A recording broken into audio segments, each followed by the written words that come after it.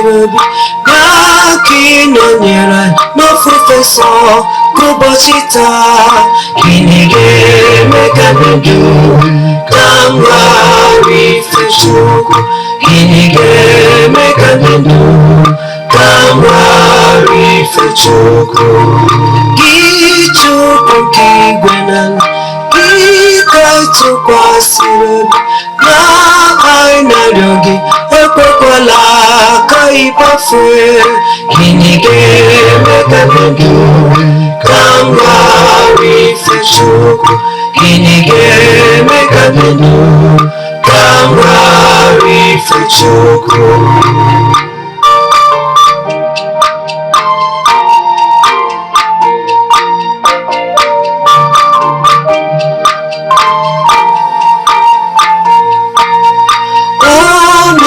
ndị isi ojii ka anyị Chukwu ekele bụ onye kwesịrị ịtụkwasị obi mmadụ gịnị ga-eme ka ndụ ka m ghara ife Chukwu gịnị ga-eme ka ndụ ka m ghara ife Chukwu ụmụnne ndị isi ojii ka anyị Chukwu ekele bụ onye kwesịrị ịtụkwasị obi mmadụ gịnị ga-eme ka ndụ ka m ghara ife Chukwu gịnị ga-eme ka ndụ ka m ghara ife Chukwu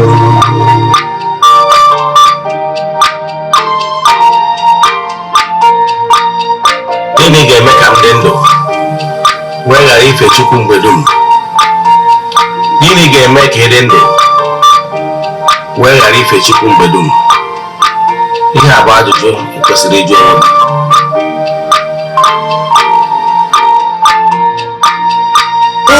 ụmụnne ndị isi ojii ka anyị Chukwu ekele bụ onye kwesịrị ịtụkwasị obi mmadụ gịnị ga-eme ka ndụ ka m ghara ife Chukwu gịnị ga-eme ka ndụ ka m ghara ife Chukwu ụmụnne ndị isi ojii ka anyị Chukwu ekele bụ onye kwesịrị ịtụkwasị obi mmadụ gịnị ga-eme ka ndụ ka m ghara ife Chukwu gịnị ga-eme ka ndụ ka m ghara ife Chukwu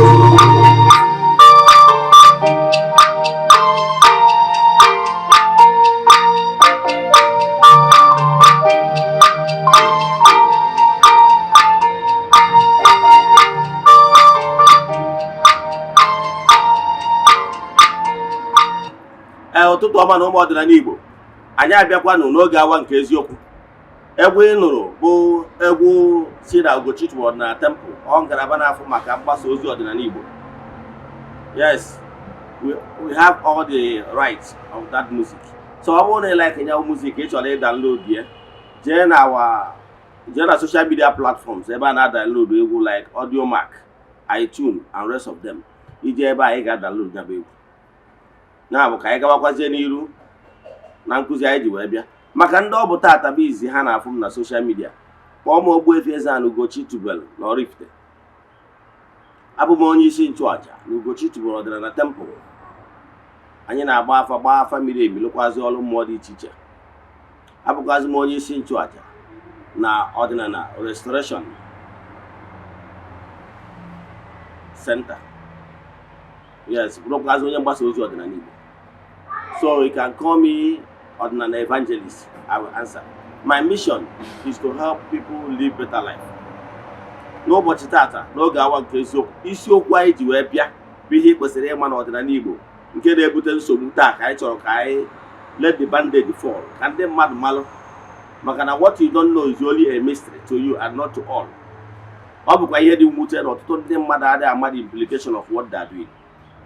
Anyị kwuo n'ọdịnala Igbo na ọ bụ alụ nwoke isegburu ala wee propose otu nwaanyị. Anyị chọrọ anyị akọwala gị ihe ị kwesịrị ịma both physical and spiritual implication of doing so. Na nke a bụ ofu. Nke abụọ bụ na dịka ịmatagoro isiokwu anyị ji wee bịa, ọkwa dị mkpa echefuna na aja anyị na-achụ kwa ọnwa nke ọnwa ọbụla nke ọnwa eme a ebidogo. Ị nwekwara ike isonye na aja n'ebe ọ bụla ị nọ na nsọtụ ụwa dum, maka na ike Chukwu zuru mba dum. Yes, anyị anaghị eshi ihu ọrụ na social media ma ọ bụ testimonies na social media. You know why? Ọ bụrụ ihe anyị ji maka wee bịa, mana I can tell you na ike dị na aja a na-achụ n'Igbo. Anyị malitere ịchụ aja a na-achụ n'Igbo over years now, more than 2 years. Ọ nwere ndị na-esonyere anyị na aja since anyị malitere wee ruo date. As we speak, 2024 nwere ndị na-awapụta every January ha send their token throughout the year.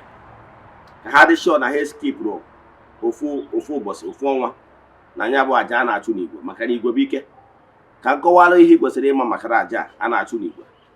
Aja mbuli elu, aja ịpụta ihe, aja esigo na eburu imirikiti elu. Isonye na aja, ihe niile ime wee forward ya 3 prayer requests, then make token donation. Chat m na WhatsApp, agwazie gị other details I need from you in order to book you. Ihe anyị na-eme bụ na anyị na-ewere ya 3 prayer requests debe n'altar, na-achụ aja, na-aga ọfọ ganye n'ọnwa agwụ. Ọ ya 1 month ritual.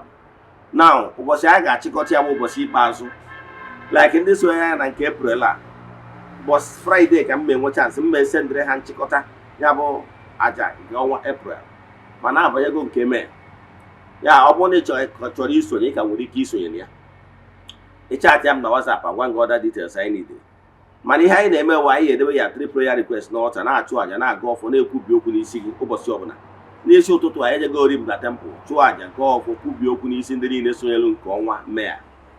Ụbọchị nchịkọta anyị ga-eje na mmiri jee chụọrụ ndị mmiri aja ma mee saraka n'afa mmadụ dum. Gbakọtazie na temple, chụọ aja to entities of powers n'afa mmadụ dum. Jee n'ebe nchụ aja gbuo ebu ma mee saraka. Nwanne, ike dị na aja a na-achụ n'Igbo, maka na Igbo bụ ike. Nke abụọ bụ, ọ bụrụ na anyị chọziri isonye na ya, ị ga-eme chat m na WhatsApp nọmba 0805 7837672. I repeat, 0805 7837672, ma ọkwanụ 0813 8243 871. I repeat, 0813 8243 871. Ọ bụrụ na ị na-esonyere anyị na YouTube maọbụ na Eziokwu TV, na anya na screen gị ga-afụ ya bụ nọmba ndị abụọ.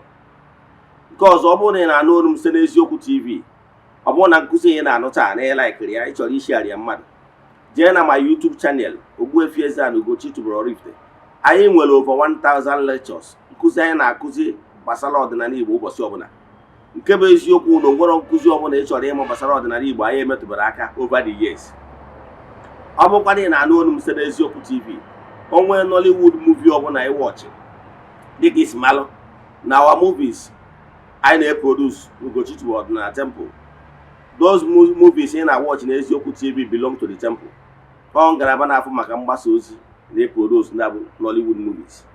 So iche watch ya, ije na Ugochitubelu movie productions na YouTube watch ya, ma ọkwa na ije na Eziokwu great movies je watch kwa ya. Ọ bụrụ na Igbo movie, jee na Eziokwu TV Nollywood movies, ị ga-watch kwa our movies. We have all the rights because it's produced by the temple.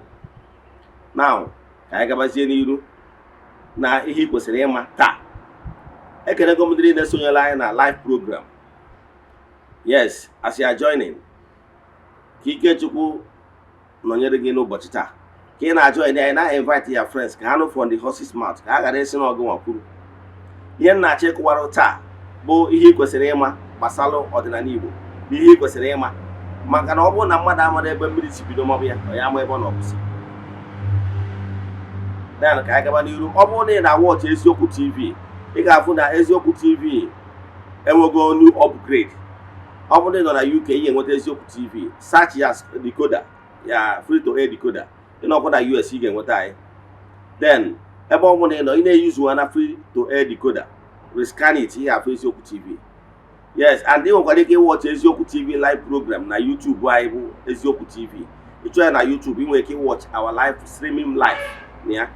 The same thing on our Facebook page, akpọrọ Eziokwu Great Movies. You nwekwara ike watch ihe na-eme na Eziokwu TV on your Facebook 247.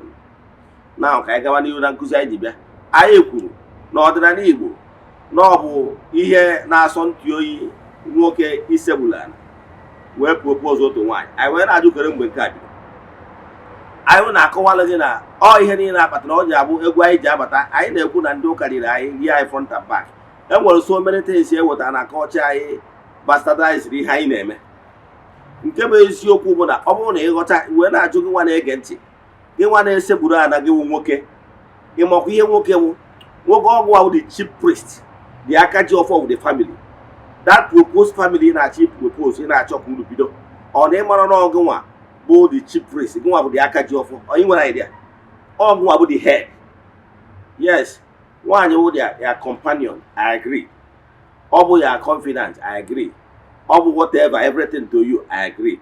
Mana ọ bụrụ ihe ọbụla na-enwe nsogbu na-ebido na foundation. Mana achọrọ nka nkọwara gị, aghọtara m na ọtụtụ ndị mmadụ amarọ the implication. Maka n'ihi na ndị ọcha na ndị ụka bịa rie anyị front and back. Ndị be anyị wee hapụ ihe anyị ji wee dị ebube, wee na-asụwalụ everything, wee na-ajụ gị nwa na-ege m ntị na anụ olu m. Mgbe nna gị proposuru to nne gị, o sekpuru ana wee propose wee, ka ị na-achọ ịkọwara m na ọnụ nwa ndị kịta ka eme love karịa ndị gboo.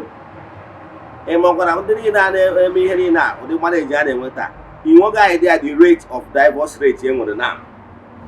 Ị na-achọ ịkọwara m nọ ndị kịta ka mara love karịa mgbe anwa. Ihe kpatara ya na eriri eri maka na ịmara how things work. Ihe m na-achọ ịkọwara gị bụ mma amarụ ga-atụ dị iche iche iweghọta ihe m na-akọwa. Ihe m na-achọ ịkọwa bụ na anyị na-abanye na nsogbu site na by actions and ya na okwu anyị kwuru ekwu, our deeds. Ihe ndị a bụ ihe kaụntụrụ. Ka m were akụkọ ịma wee mara gị atụ. Ịnụgo maka ahịa na-akpọ Esau and Jacob, ọkwa ịnụrụ ya? Yes, ka m kọrọ obere akụkọ maka o nwere ike ihe nji ala ike na-ekwu adị m ekwu otu Bible bụ na mma. I was once a Bible scholar, mana above all ama na 80% of my audience agụgo Bible direct or indirect. So therefore mma esi n'ihe ma wee maalụ ga ọ dịka nsi ekwu. Ọ bara uru na nje site bụ other spiritual books igubere maka na nna akọrọ gị ọ ya agba akụkọ ịkọja. So ị ga-esi n'ihe mmadụ ma wee mara ya atụ ihe ọ gbara. Ama na o nwere ike ọ bụrụ ịnụgo akụkọ gbasara Esau and Jacob nwanne ya. Esau bụ diọkpara mana Jacob bụ osote ya. Mana ka ịfụ ka ihe si eme, ọ bụrụ na Esau na onwe ya bụ onye na-agba nta, o jecha wee bata, o wee bụrụ na agụụ na-agụ ya, o wee sị nwanne ya nye anyị ihe porridge ji ọ na-esi, porridge o siri ọ na-eri, nye anyị ya ka ya wee kwechie ọnga. Then nwanne ya abụ Esau bụrụ ndị na-enwe I don't care attitude dịka gị nwa na-ege m ntị, ndị na-awa ekwucha asị dozi mmata. Ịghọtara ya? Nwanne ya wee sị ya mma enye gị, mana nwanne ya bụ onye ghọtara how things work. Na nwanne ya wee sị ya na ọ bụrụ na mma enye gị ji a na ị ga-enye m ihe iji wee dị ebube. Ọ bụrụ onye na-adị I don't care ịdozi mmata, o wee sị ya na ọ bụrụ na mma enye gị ji a na ị ga-enye m the right of ya diọkpara shi. O nwere ihe ịghọtara? The right ya o ji wee bụrụ na ọnya ga-abụ the aka ji ọfọ of that their extended family. Ọ bụ na nna ha nọrọ na ọnya nwa bụ diọkpara bụ onye ji aka ji ọfọ ya bụ. Maka na ya bụ nwoke a na-akpọ Esau bụ onye na I don't care attitude. Ọ mọrọ na ike dị n'okwu ọnụ, ọ mọrọ na agreement bụ agreement. O wee bụtọ na ọ bụ onye na-ebi ndụ bụ akwomi. O wee sị nwanne ya na ya tụọ ụgba ṅụọ mmanya ndị ụlọ elu ha wurume dịka ndị Owere si asụ. Ihe ọ na-achịkwa ka erijigoro nke bụ afọ na ya ghọtara ihe ị na-ekwu gbasara right, whatever bụ right ma ọ bụ ihe ya jide ebube gị jide. Ịghọtara ya? Ọtụtụ ndị mmadụ na-ada ya na so many things na-ekweda yes member. Gị nwoke nwere ike iji because of na ichere ihe aka ilu na-ada na ntị ka ọ na-atọ n'ụtọ.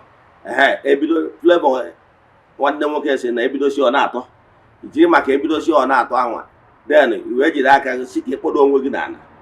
Ịghọtara ya? So ọ dị ha ka Esau mere wee sị nwanne ya binyegoro eji ka erigoro nke ya ji. Ya dịchaja ya jide ihe o jide ebube, ya jide chi diọkpara. Ọmọdụ odego birthright ya. Ọ maka gị nwa onye na-ajụ gbasara ihe gbasara nne ya, nne ya bụ Rebeka. Maka ihe na ihe na-etu emego eterugo on form then mmụọ wee tụrụte Rebeka wee jegwa nwa ya si ya na nna gị na-achọkwa ịnwụ ka ije nara ngozi. And etu a ka o si wee mee. At the end of the day, onye nke anwa na onwe ya bụ onye dị smart wee je nara ngozi. Ịghọtara ya? Mana nne ya ghọtara na onye uwe anyị na-anụ abụrụ onu ya nwoke wee sọgbudu ọbara. Mana however, ọ gawara n'ihu n'inye blessing. Ihe m na-achọ ịkọwara gị bụ na ọ bụ ihe anwa ha megoro na ife bụ ihe take on na form na mmụọ. Mgbe ụbọchị a na-enye blessing ọ nọrọ ya because na mmụọ lego right ya, then ihe ga-akpapụkwa ya ga-akpapụ ya. Etu a ka ọ dịkwa ihe na-eme na family. Mgbe ụfọdụ anyị na-eche ihe niile bụ just like that. Ihe m na-achọ ịkọwara gị na-epe attention na whatever ọ bụla ị na-ekwu n'ọnụ. Eleta mgbe anyị na-eje ụka ọbịa because I was born a Catholic. Now ka m welu nkụzi ada makwa na ọtụtụ ndị mmadụ na-ege ntị ụkwa ndị Catholic among the Christendom. Now o nwere ofu ekpere a na-ada ekpebe na-ebidocha mas asị ekwupụta m gwa Chineke ji ike niile, ekwupụta m gwa Chineke ji ike niile na ụnụ ụmụnna m emeghela m nke ukwuu. Ọgụbazie gbadata ọzọ na-asị site n'okwu na omume emeghela m nke ukwuu site n'echiche na okwu na omume. Efọrọ ya, so o so na one of the confession, open confession mmadụ na-enye ka o wee nwee ike wee yọọ mgbaghara ka o wee dị ike ịdị asọ before the presence of God. So ịyọ that mgbaghara maka that all the deeds imerụ site n'okwu na omume ya site ịhapụ ezi omume kwesịrị na ị ga-eme. Ihe ndị a niile so na nkwupụta na-ekwupụta open confession before ebido mass. O nwere ihe ịghọta. So igosi gị na ụfọdụ anyị na-esi n'okwu na omume ya na ịhapụ ezi anyị kwesịrị ime na anyị na-esi n'ụzọ dị etu a wee keta oke na mmehie. O nwere ihe ịghọta. Ihe m na-achọ ịkọwara gị bụ na ị nwere ike isi na some of this art ị na-asị na o nwere ihe o mere. It doesn't matter. My brother, o nwere ihe ọ mata. Gee ntị, ihe m na-achọ ka nkọwara gị bụ na ihe mara ọ bụ na ọ bụrụ o nwere ihe a na-eji ihe a na-agba na ntị wee gbaa n'anya, agba ihe a na-agba na ntị gbaa ya n'anya anya kpọọ. Ihe m na-achọ ka nkọwara gị bụ di na nwunye ka nkọwara gị nwa nwoke maka na o nwere ike ịmara ihe na-achọ ịbanye. Mgbe ọbụla ị kpachara anya, o nwere ụfọdụ ụmụ nwoke na-abịa na-asị m Eze-Ana na ya nụchara na nwaanyị ya bido daba, ya nụchara nwaanyị bido nwewe ihe mgbe o nwere ofu nwaanyị ji ọnụ ya na-agwa m, ọ bụrụ na ọ di ya na-agwa m, onye nwa na-agwa m. Ọ sị m na mgbe ya nụrụ di ya na di ya na-atụ ahịa n'obodo oyibo, mana kịta as you speak na di ya na-agba keke nwa ọ na-agba abụrụ nke mmadụ. Ịghọtara? O mekwuru ya bụ ihe emekwuru ndị be nke nwaanyị nke nwoke kpọọ nke nwaanyị asị believing nọọsụ nwanne ha nwa ha nwoke nụrụ ya ihe mgbu bidoro maka n'ihi na ha na-afụta nke nwaanyị na ọ bụ bad luck. Ịghọtara ya? Mana ana m achọ ịkọwara gị nwoke ma ị banyego abanye ma ị ka na-achọ ịbanye, especially ndị na-achọ ịbanye abanye. Ndị banyegoro abanye nwekwara m alụ ma atụere ụlọ maka na o sita dị mma na ọdịbara gboo. Ihe m na-achọ ịkọwara gị bụ ugwu nwoke mara nke a ka o buru gị n'uche na mgbe ọ bụla iji anụọ nwaanyị, ọ bụrụ ọsọ nwaanyị ahụ ka ị na-anụ ezumezu ya. Ọ bụrụ ọsọ nwaanyị ahụ ka ị na-anụ ezumezu ya, all her spirit her forces. Ọnya kpatara na ọdịnala Igbo mgbe ị na-abịa ịdụ nwaanyị, ndị ọgọ gị ya agwa gị na nwaanyị a na-adị edebe gị elebe, na-enwekwara onunu dị na be ha iyi enyere ha aka wee kpochi. Ihe ọ pụtara bụ na ego a na-anara gị n'isi nwaanyị bụ peanut. However, ha na-atụ anya na ọ ka nwere other things uru ọzọ ị ga na-abara ha. Ịghọtara ya? Maka na mgbe iji ego ọgọ na be mmadụ, a sị na nwa ehiro na-ewere ọgọ mezuru. So family anyị ji ego ọgọ na-atụ anya na ị ga na-adịkwa ya own quota towards upliftment of that family.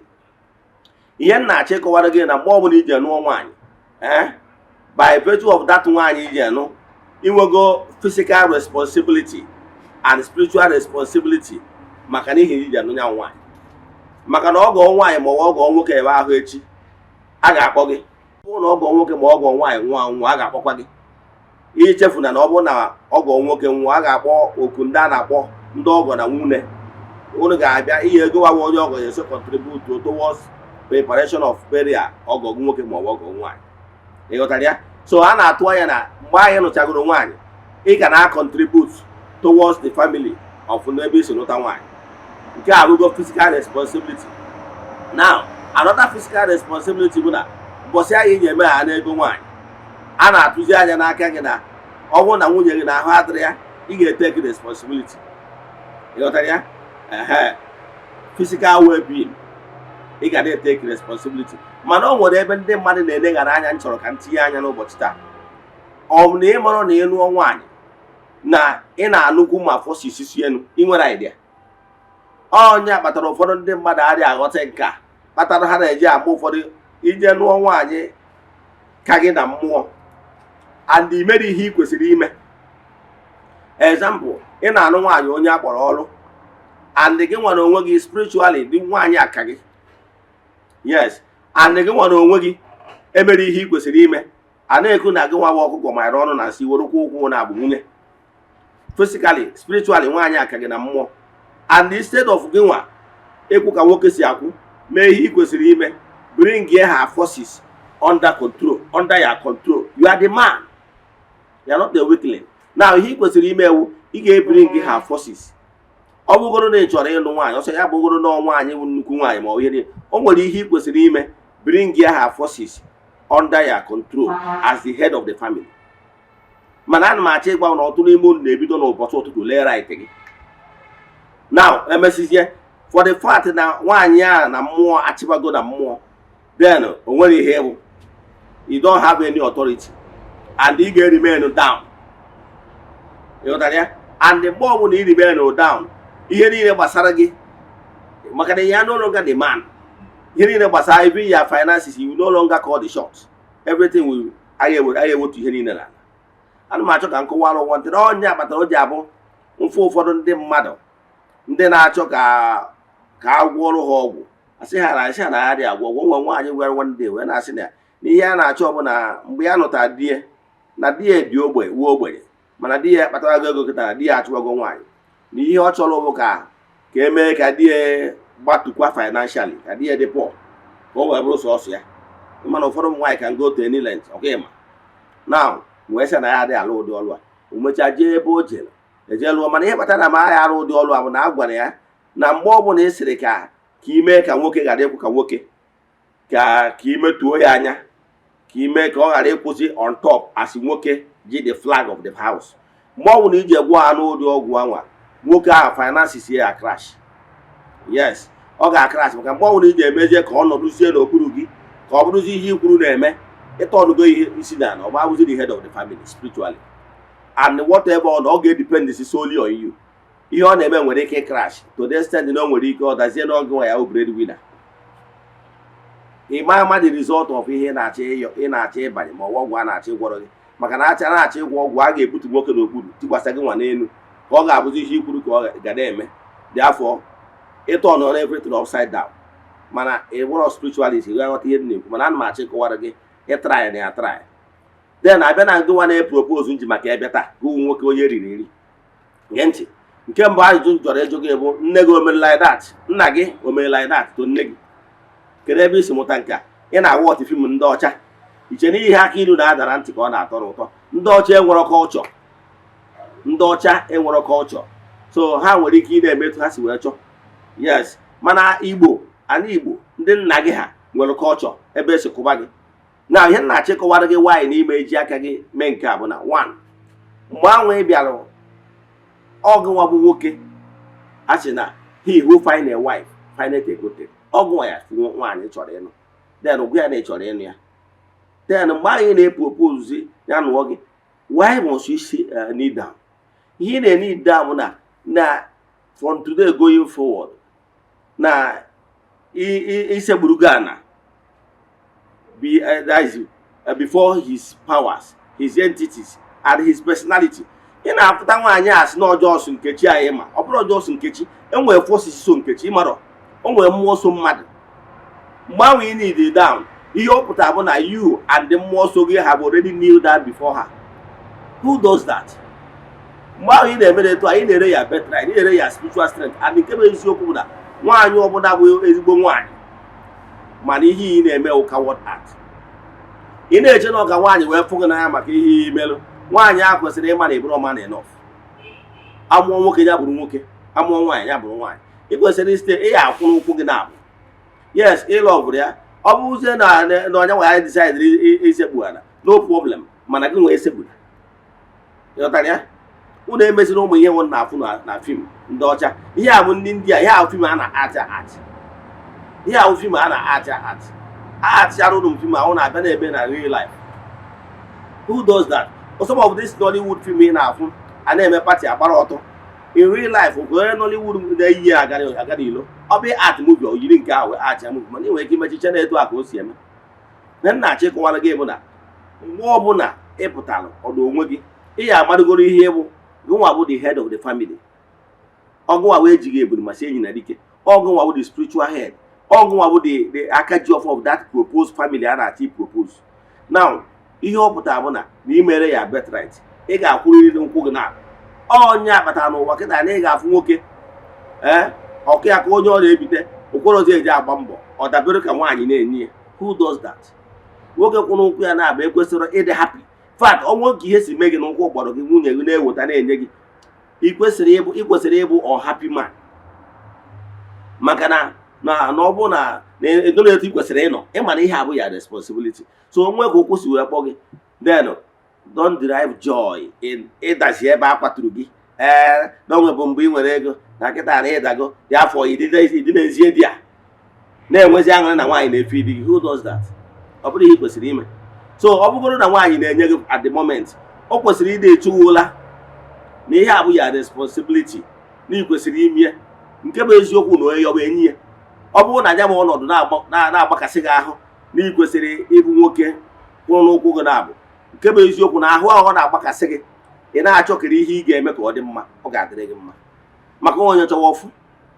Mana ọ bụrụ na ife iluzieri lọtant na nwaanyị na-enyezi gị, ị nọrụzieri lasị a na ya adị rụzie nwaanyị a na-anụ anụ, nwaanyị abụzi enye na-agbata mbọ, ọ dịrị ọnụ mma like that. Adị ịbụrụ nwoke kwụrụ ụkwụ ya na ahụ kwesịrị ide ewute gị.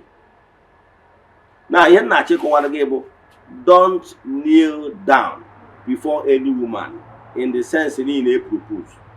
Mgbe ahụ ị na-kneel down, ihe pụtara onye na-surrender yourself and your forces to her whatever or love. Ịghọtara ya? Ọ dịrọ proper. Nwaanyị ma nwa ahụ ezigbo nwaanyị achọrịrị nwoke bi ya position ị kwesịrị ịdị. N'ọgụ nwa nwoke kwesịrị ịdị echukwu ya nyanwụ nwunye gị a na-echukwa forces ya. Ị nwere ike isi na-enụ nwaanyị ọgwụ kwesịrị ịdị efidichi nwaanyị anwa. Asị na ọsọ ya bụ na nwaanyị a dị very great na mmụọ. Ihe ị ga-eme, ị ga-put you under control. One, ị ga-akwa nwoke si akwụ. Nke abụọ bụ na ị na-anụ nwaanyị ahụ mara na ị na-anụ forces ya. So ị ga-anọ align with the forces ya, na-echukwa forces ya ka ị wee nọrọ on top. Ị ga-bring her forces under you. If not, ọ ma ekweme, as long as nwaanyị ahụ remain on the spiritual head, that family is in shambles. That union is in shambles.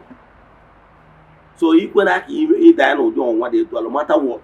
Ihe ọsọ ya bụ na ihe aka inu a na-atọ n'ụtọ. Ihe ọ na-ata mana na ọ bụrụ ihe ọ ya atọ n'ụtọ, ihe aka inu na-ada na ntị. So ọnwụ na-ebidosi ọ na-atọ, ikwe na ka ide sepụrụ ala, maka na o nwere physical and spiritual undertone. Nke bụ eziokwu na nwaanyị ọbụla o nwere ụfọdụ ihe ya bụ ọ dịrị ịbụrụ man enough to take some decision. Yes, ị nwere ike seek opinion from your woman, fine, mana emechazie ya analyze ya. Ụmụ nwaanyị na-alike nwoke na-etake decision n'onwe ya kwuru ka nwoke, mana mgbe ọ fụtaziri onwe ya n'ọnyanwa na call shot, ọ ga na-afụ gị as a weak man. Ekwuwe okwu ya asị don't worry, forget about my husband, ihe ọbụla m kwuru n'ọnya ya eme. Kedu impression ọ na-ekreti n'ebe ndị ọzọ nọ? Ọgụ nwanyere eri aka from day one. So ihe na-ekwu bụ ị ya carry along, mana iji n'aka ghere ya birthright. One, don't kneel down. Ọ dịrọ n'Igbo culture, o nwere ebe ọbụla ọ dị n'Igbo culture. Yes, o nwere onye ọbụla rugoro 20 years nwere ike ịpụta ebe a wee testify ya na nna ya segburu ana wee engage nne ya. Adịghị eme eme. Ihe a bụ ihe a na-afụ na azị kịta. Ihe a na-afụ ihe niile anyị asị gị na ndị ọcha na ndị ụka bịa rie ndị be ya na-akpọdo ihe isi na ọ bụrụ etu esi eme. So imeni ya, ihe njesi oge emeni ya bụ ihe a abụrụ love. mgbe ọbụla ị kpọdoro nwaanyị ikpere etu a wee ree ya birthright kpọdo onwe gị isi na and your forces bring you under before a woman, ị na-eme ị na-akụrụ anya ya ka ọ bụ the head of that proposed marriage, and the more so ọ bụ the head ị ga-enwe problem because ọ ga-abụ the head in everything. In fact, financially ị ebido nwee problem everything because na irego right gị bros the head, ihe ji wee bụ the head chukwu ji wee nye gị ka ị bụ the onye na-akọ the short, nye gị the finances to take care of your family as the head. Mana once ị kpọdoro isi n'ala, everything nwere ike ịkpọdo isi n'ala. So ime ya ọgwụkwa ndị imeri eme in the past na amaghị ama, ọ bụrụ na ịbụ nwaanyị submit yourself, submit your ezumezu under your husband. You need your husband to go and the head, and the other your husband to move the head. Your ezumezu will agree with you. Your ezumezu will agree with you. Make the man move the head, both spiritually and physical. He may work out over the head on your crown. On your crown. It's not because of the worker I'm all right here. Make all matter right here. Make all matter. You are the man. You are the man of the house. All go why you watch here. Go why you make it. All ever told you are the man. Obona in no one. It was a man or go was say that control her forces. Pay attention near Basaro more. By so doing, you were able to bring her forces under your control. By so doing, if you don't get weak, you build a good home. Manobo Ghana need to pay attention to forces here. If you don't want to make a way of here, because if you put through her forces under your control as the head of the family, pay attention to her spiritual work. Pay attention to her spiritual work. Then he will weak remain on top. To avoid the powers. He got put it on and the only member of the mistake he made in here. I'm going to do the mistake here. The woman question is succumb under your authority. I said, go to one year more, bro, but 1 year more, we get the authority. No, man, here Basalo did this kind of case, and here Basalo pay attention. Here Basalo all more than knows ya. He got about they pay attention, all more than knows only. He get you a mere. Now, Obron in a feed more, no more seeing. Na-eti aka na ya, ọ ga-eme ha malụ n'ọgụ nwa, ha ga-eme aka na-emenata da nwaanyị ka ọ nọrọ under you. So you pay attention to it. Ọ bụrụ na ị control ruo nwaanyị spiritually, ị ga-enwe ike control ruo physically. Maka na ọ bụgoro na nwaanyị a nwere isi ọ na-enupụ ma ọ bụ ihe ọ na-eme adịrọ mma, as long as ị na-control ha ezumezu, ya ezumezu dị under your control as the head of the family. All from her ezumezu ka ị control nyanwa. Maka na ndị otu ya fụrụ anaghị n'ọgụ nwa dị in charge, and na gị na ha dị na mma. Ọ ha maka ya complain through the excesses of your wife. Ọ ha maka ya tam ya down. So mana ọ bụ ụzọ lee right gị, ebe a ka ị enwe nsogbu. Imezili ya na ọ dịrọ mma, ọ bụrụ the right thing to do. And na ọdịnala Igbo, o nwere ụfọdụ ihe mana ọ na-abịagbu ụzọ nye ọdịnala bad name, castigate ọdịnala. Ọ bụrụ na mgbe gboo ime ụdị ha asị nwa taa onye si gị mee ka kwụrụ ọtọ na a na-emetụ ahụ eme, mana abịa nye ọdịnala bad name chụsaa ọdịnala ka ndị mmadụ wee nwee ike na-emezi mpụ na ọtọnọ. Ka anyị kwụsị ebe a. Ọ bụrụ na ị nwee ajụjụ na nkụzi taa, ma ọ bụ na ịchọ ka agbalị gị afa mmiri emi, send them message na WhatsApp. Send them message na WhatsApp. Yes. WhatsApp number yi nweta mbụ 0805 7837672. I repeat, 0805 7837672. More one 0813 8243 871. I repeat, 0813 8243 871. As you know, maka ya emelo. I go more for this in difference of the temple and the children of the temple. Nandini ne ihe anyị na-eme na amasị. As you know, maka ya emelo. As mo ya chumo no yada.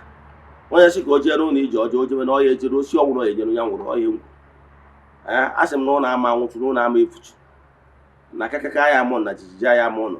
Asịkwa m ihe unu ga-eri ya bịa ihe eri unu abịakwana. N'aha Chukwu okike nke pụrụ ime ihe niile, onye ike niile si n'aka ya abịa. Ya gazie. Lụtakwa, ọ bụrụ na ị bụ child of the temple, na-ekụrụ mbamba atọ ihe eji na nchegbu, echefuna na festival nke this year na-abịa na September 14th. echefukwana na ị ga-achatị m na WhatsApp ka m nwee ike add ya gị na WhatsApp group ebe ị ga-anọ wee na-enweta information n'ihe ọbụla gbasara the upcoming festival anyị na-eme na September 14th 2024. ka m kwụsị ebe a. Ọ ga-adịkwa echi niile n'oge awa nke eziokwu. A sị m na ọ bụrụ na ọnwa egburu ọjị eji wee chụọ aja na-emecha na ọ ga-ekwu ome. Udo dịrị ụnụ.